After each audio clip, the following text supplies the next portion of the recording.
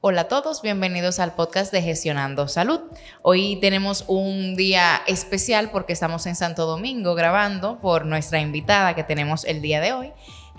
Durante todo el trayecto de esta temporada de profesionalización del personal de salud, hemos estado abordando la problemática desde varios perfiles, teniendo un factor común, que son las limitadas ofertas académicas que tenemos para los fines de gestión de salud. La propuesta al respecto son más a nivel de posgrado y va muy dirigido a lo que es el tema de gerencia, directores y todo lo que es mando medio, y no de una manera transversal en todo el talento humano que compone la estructura hospitalaria. En este sentido, las mismas organizaciones, tanto públicas como privadas, han estado haciendo sus propias reglas internas para implementar iniciativas que conciernen a darle esas habilidades gerenciales de gestión de salud a este personal.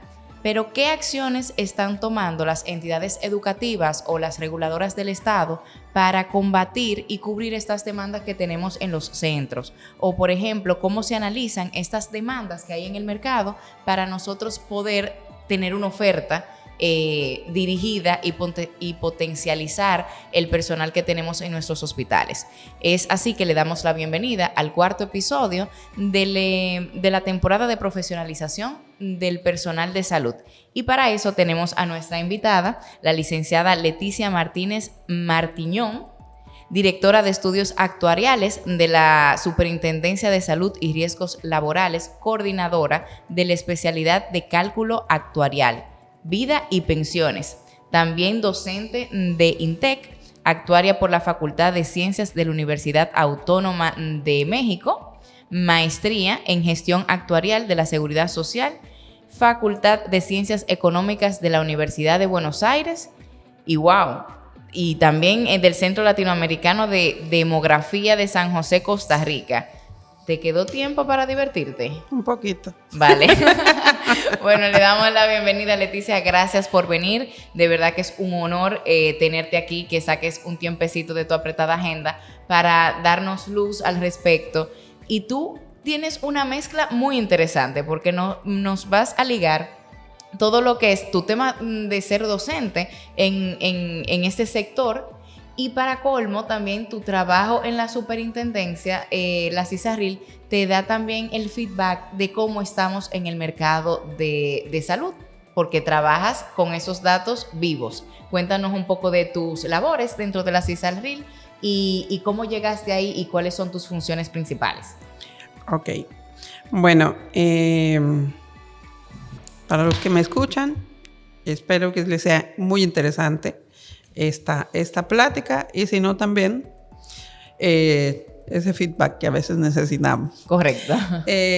Bueno, como bien aquí la presentadora, yo soy mexicana de nacimiento, estudié en la Facultad de Ciencias de la Universidad Nacional Autónoma de México, y de ahí sale el asunto de ser actuaria, que es una de las universidades pocas de América Latina que dan la carrera de actuaría. Respecto a tu pregunta, ¿cómo yo llego a República Dominicana? Bueno. Y caes en el mundo de la salud. De la salud. Porque realmente todo el mundo cuando habla de actuaría es más de empresas de riesgos, de seguro, para medir esos datos. Y recientemente estuve en un live con Gustavo. Con Gustavo. Que fue quien me dio tu contacto, y estuvimos hablando de la importancia que tienen los datos a nivel general para tomar decisiones y que esas gestiones de gestión sean lo más acorde y lo más previsoras para que sean de una mejor manera. ¿Cómo llega Leticia al mundo de la salud? Al mundo de la salud. Bueno, en México yo fui, entre otras cosas, subdirectora de validación de una encuesta que se llama Encuesta Nacional de la Dinámica Demográfica en México. En esa encuesta se toman temas relevantes como los componentes demográficos, mortalidad, fecundidad y migración. Correcto.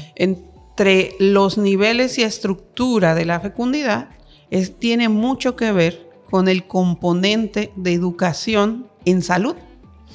Y entonces de ahí la actuaría, tú bien especificas como que tiene que ver con seguros, con riesgos, pero también tiene que ver con dos componentes importantes en la salud. Uno, que es la estadística en salud, que es muy especializada esa estadística. A veces solamente entendemos que es el dato que emite el médico de saber cómo estás, en qué situación se dio un parto.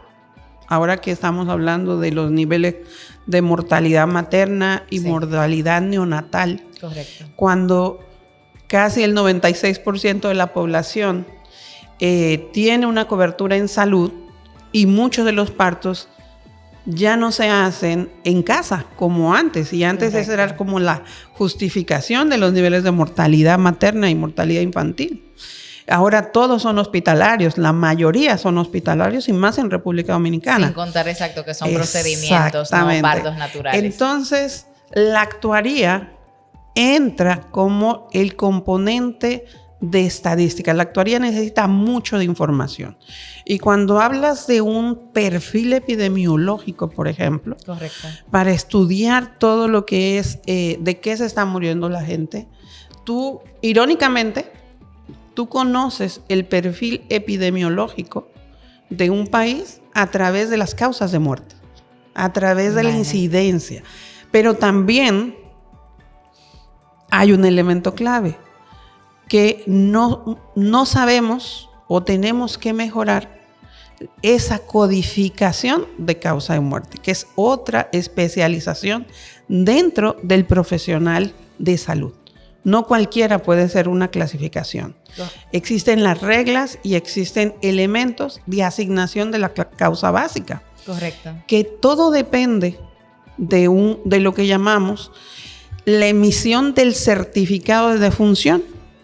Ese certificado de defunción tiene dos componentes que te describen lo que llevó a la muerte a esa persona.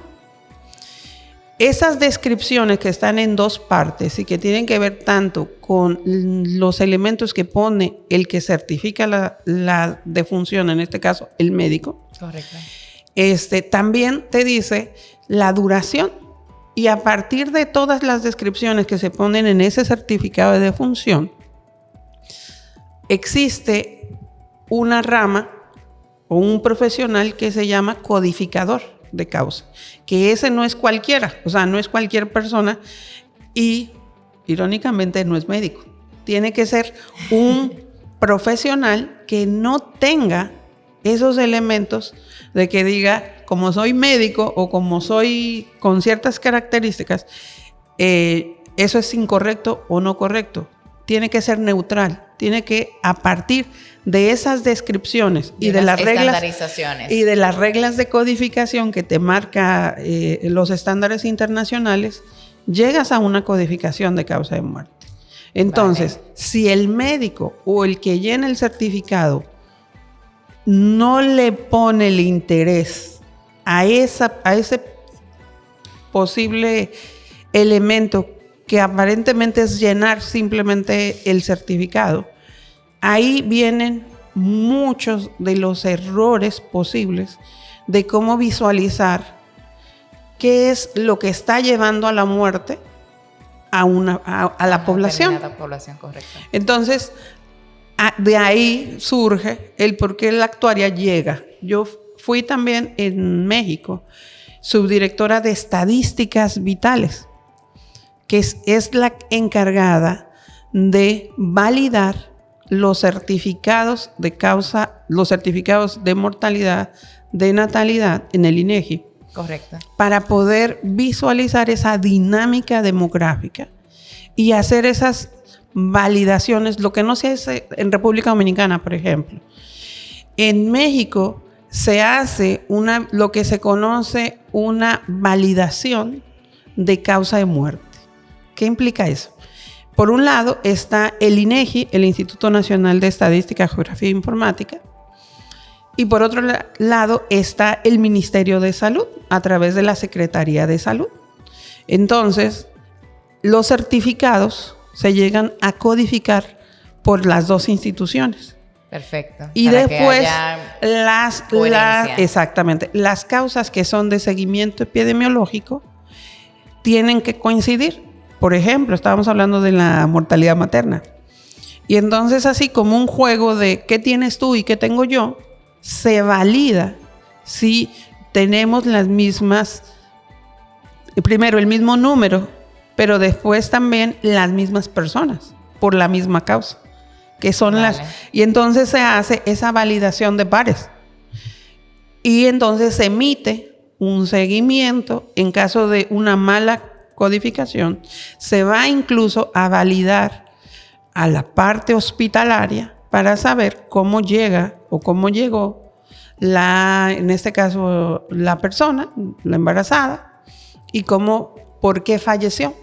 Y entonces se empieza a hacer lo que se dice o se conoce como la autopsia verbal. Vale. Y empieza una estructura. Entonces, pero en esa estructura, básicamente tú estás manejando datos, exactamente. De los cuales el médico no es protagonista en esta historia. Exacto. Él es protagonista desde que describe de qué murió o de qué te estás enfermando. El otro asunto también es el diagnóstico.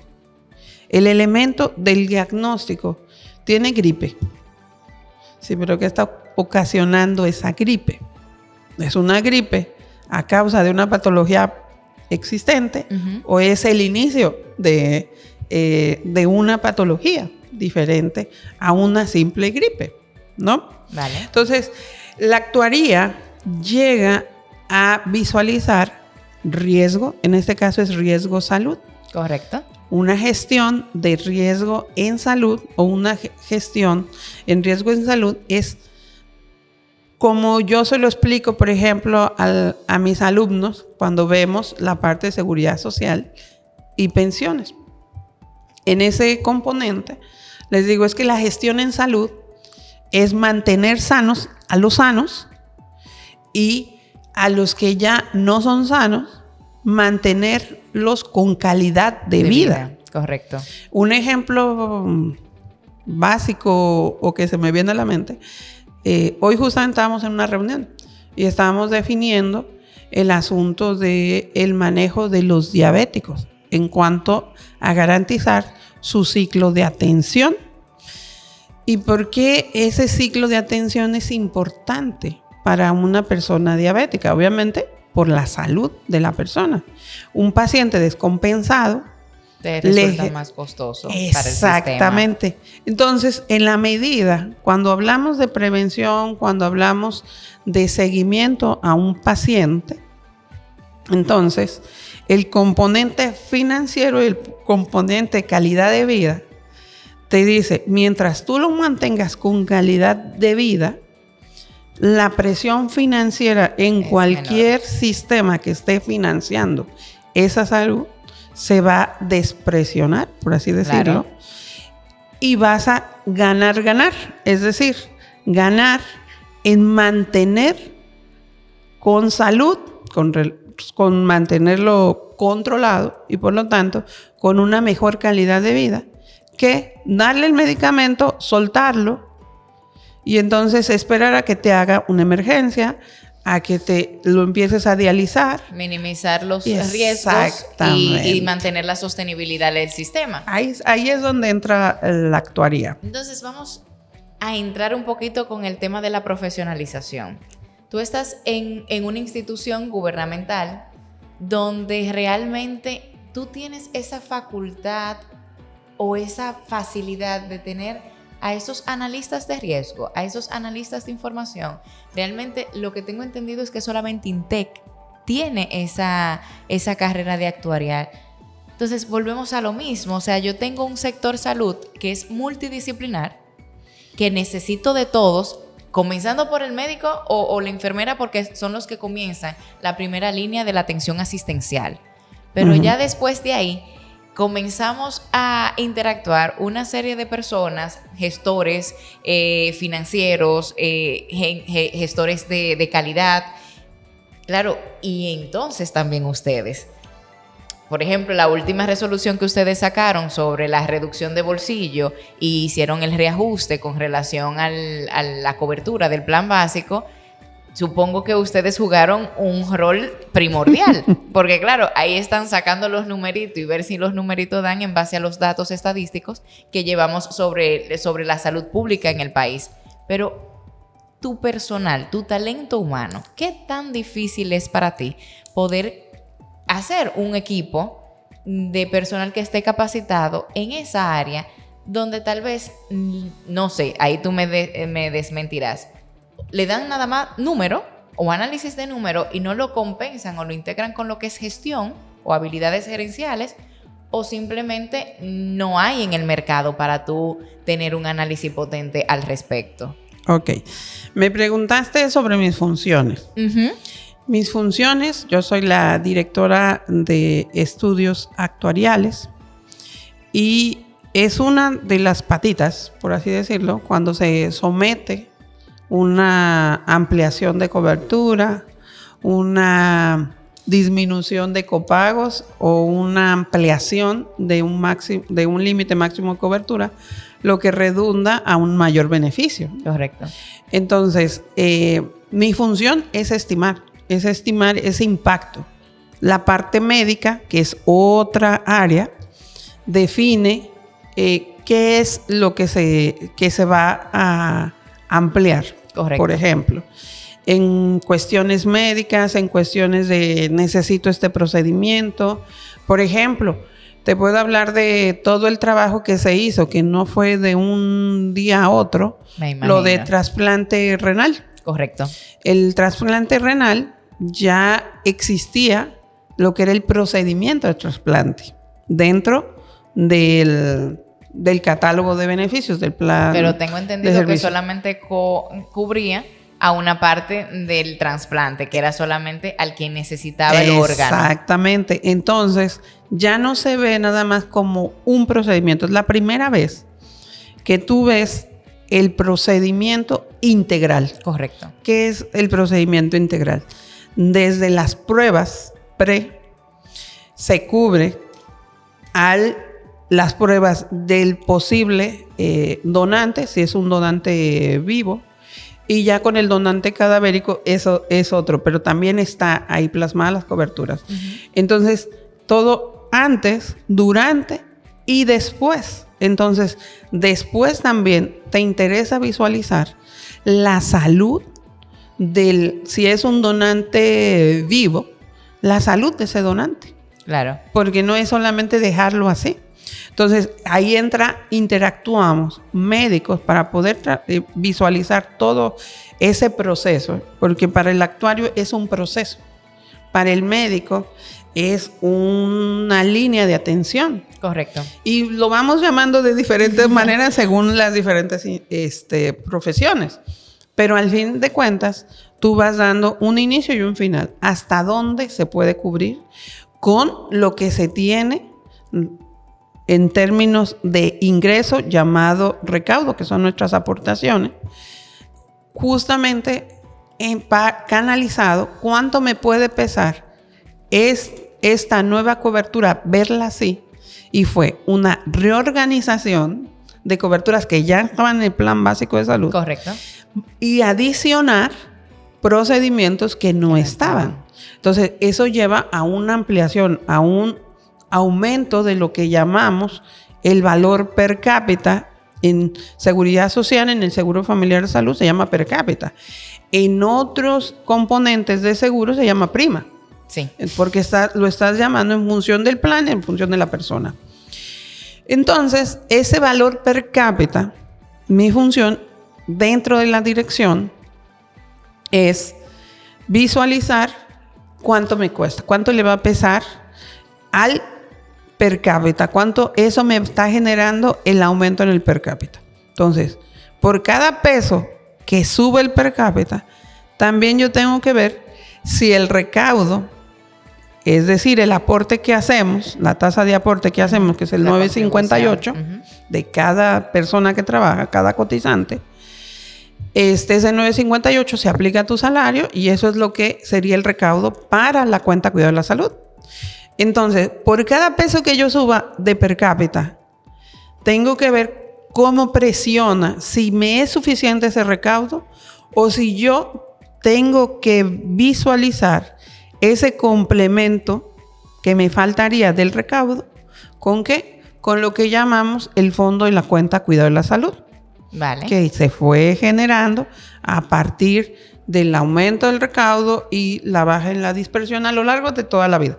Porque, ojo, el fondo y la cuenta Cuidado de la Salud no es un fondo que se vaya alimentando con nuestros aportes, sino se va alimentando si hay un déficit o un superávit, y va quedando como de reserva. Va quedando como de reserva y entonces va alimentando, está en la TCS, es el que resguarda eso, ese fondo, y solamente se alimenta de manera sistemática con el retorno financiero de las inversiones de ese fondo. Vale. Si ese fondo desaparece, solamente vamos a depender del recaudo.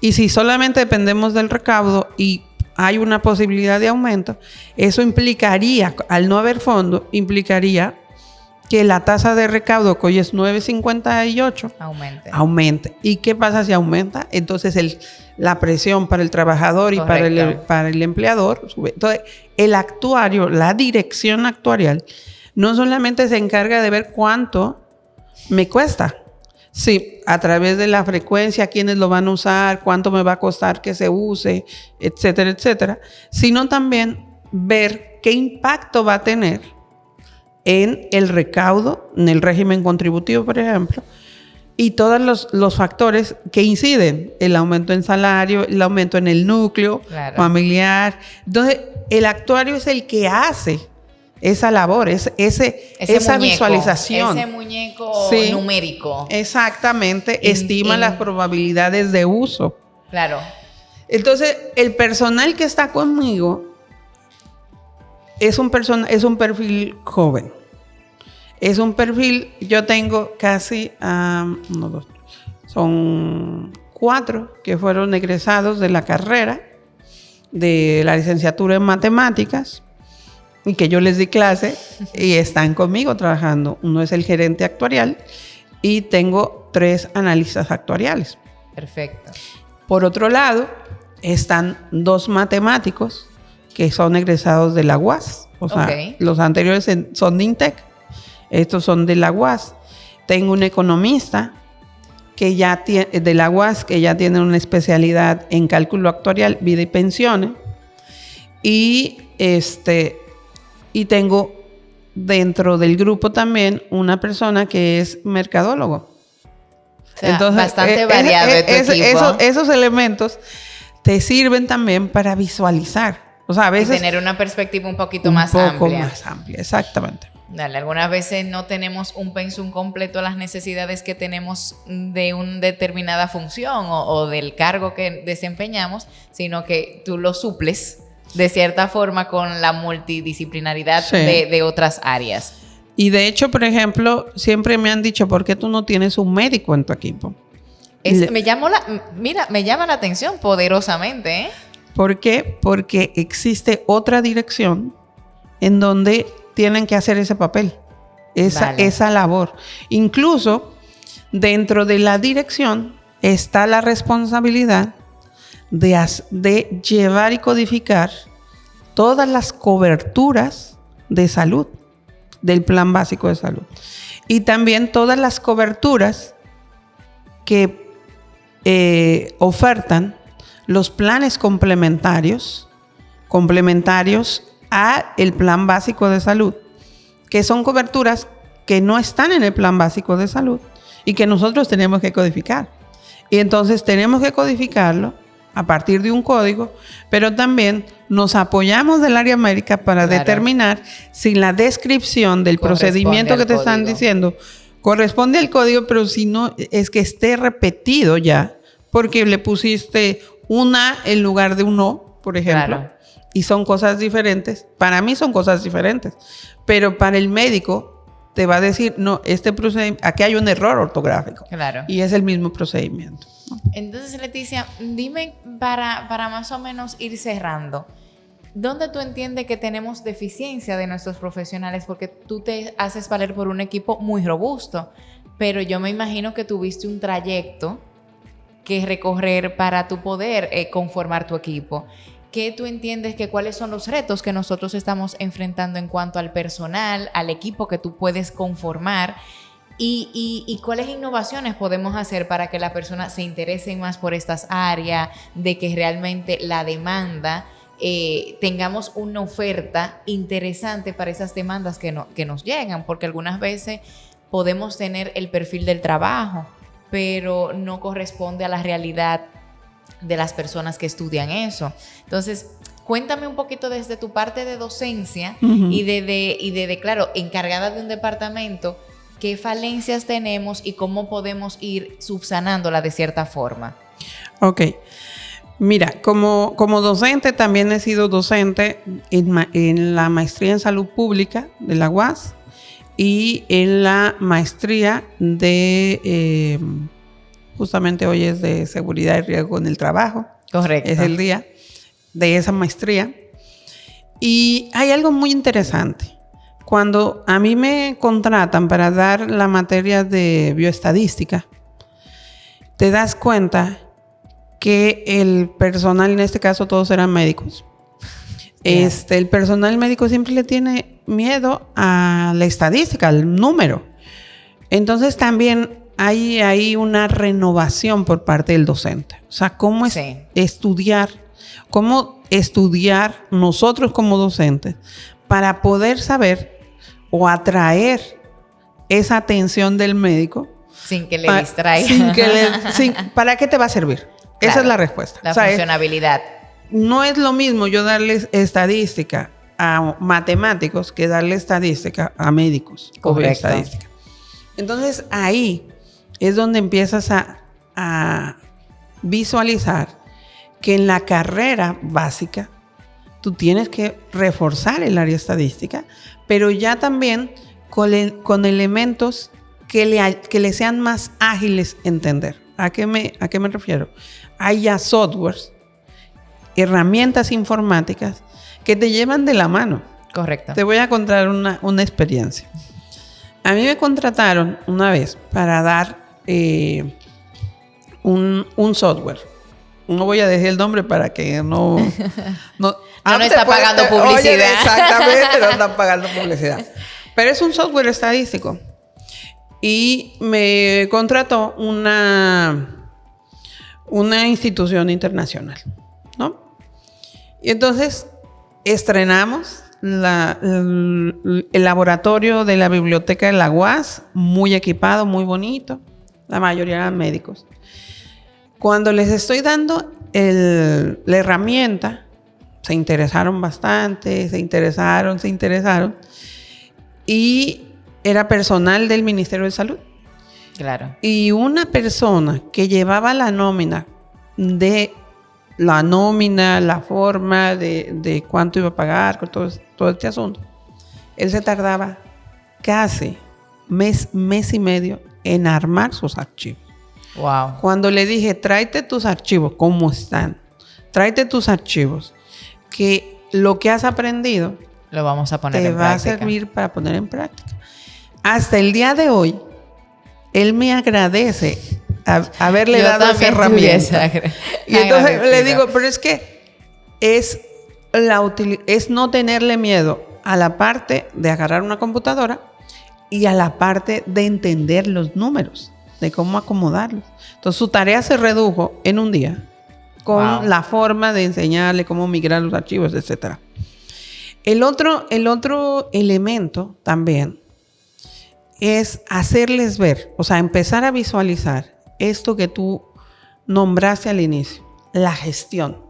Porque la gestión de riesgo, seguridad y demás, tú puedes trasladarla a la seguridad del paciente, el riesgo de salud de una persona. Entonces, ahí no solamente yo voy a atender a los que están malos, Claro. a los que están enfermos, sino también al que está sano. Mantenerlo Y entonces sano. yo tengo también que hacer que dentro de las materias que se le dan a los médicos, no solamente es la parte curativa, sino también la parte preventiva. Y algo muy interesante, cuando yo llego a República Dominicana, existía toda una campaña, yo llego en el 2005, existía todavía el rezago de las campañas de planificación familiar. Uf, sí. Fuertemente. Y tristemente, tú ves que ya esa oficina la minimizaron a cero. Correcto. También ves que hay oficinas que han desaparecido y que son importantes en el sistema general de estadística de salud.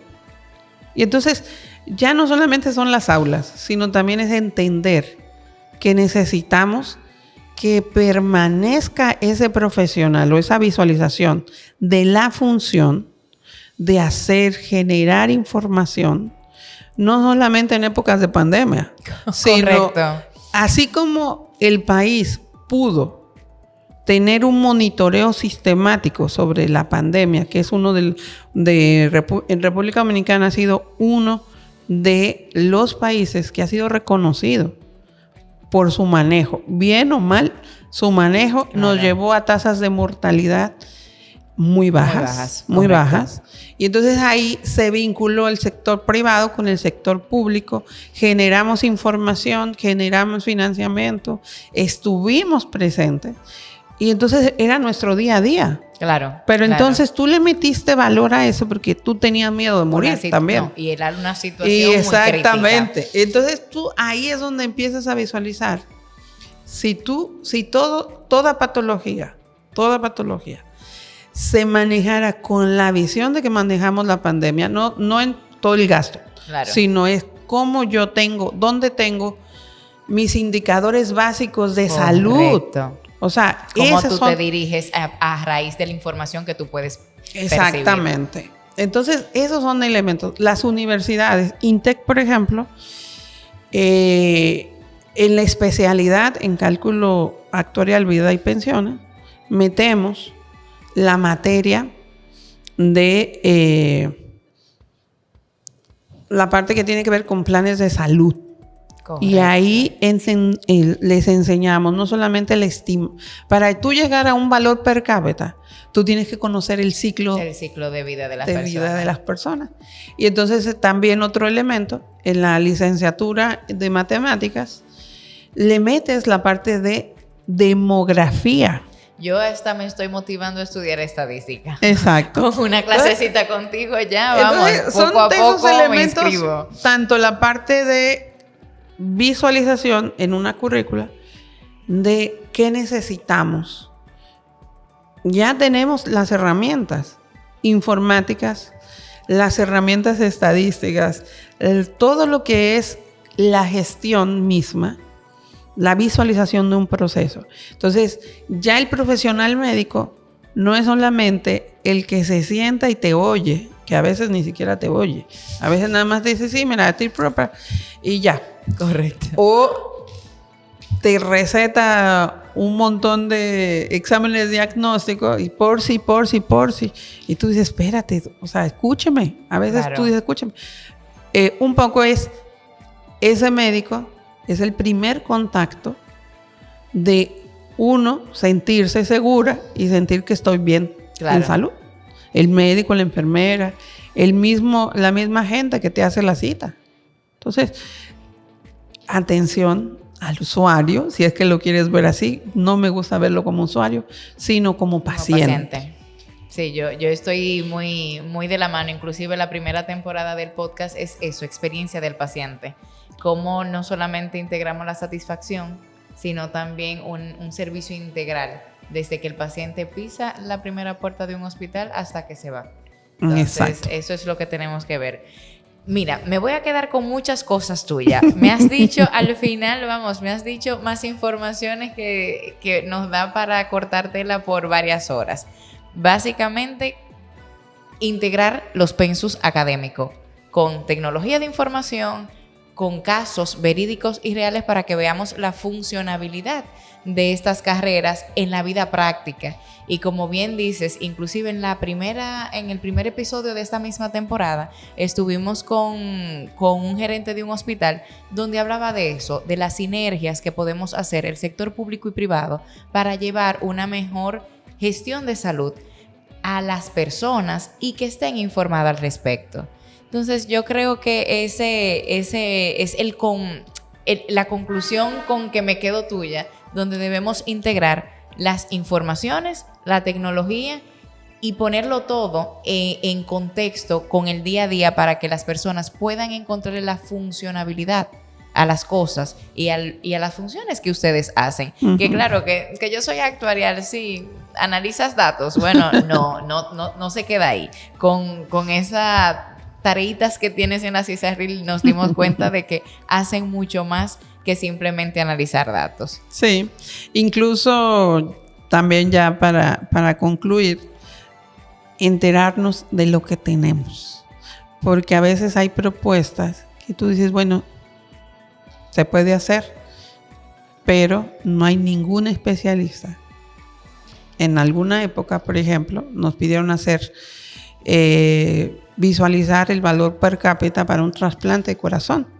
Vale. Cuando empezamos, eso te estoy hablando del 2010, 11. Y entonces empezamos a ver, bueno, cuál es la capacidad instalada en el país para hacerlo. Apenas se estaban preparando los posibles médicos, dicho por el mismo organismo médico. Wow. Y tú dices, bueno, entonces vamos a pagar en el extranjero. No podemos. No es el Ahora, momento. A lo mejor sí. Tenemos 2 hospitales y en teoría ya tenemos médicos que lo pueden hacer. Pues muchísimas gracias, Leticia, por tu tiempo. De verdad que esto ha sido una experiencia súper enriquecedora contigo porque nos has dado una perspectiva muy diferente de lo que es la profesionalización del sector salud y de toda la labor que hace un equipo multidisciplinar que no necesariamente son los médicos e enfermeras que participan en que nuestro Sistema Nacional de Salud funcione, que trate de funcionar mejor y que se mantenga sostenible y eficiente en el tiempo para que podamos tener salud durante mucho tiempo. De verdad que muchísimas gracias, Leticia, por aceptar esta invitación al podcast y muchísimas gracias por vernos y escucharnos y hasta una próxima, que te voy a volver a invitar, ¿eh? Con todo gusto. Ya estoy tranquilita, estaba muy nerviosa, pero... Pues muchísimas es muy rico gracias. Platicar contigo. Bueno, pues para una próxima. Muchísimas gracias. Hasta luego.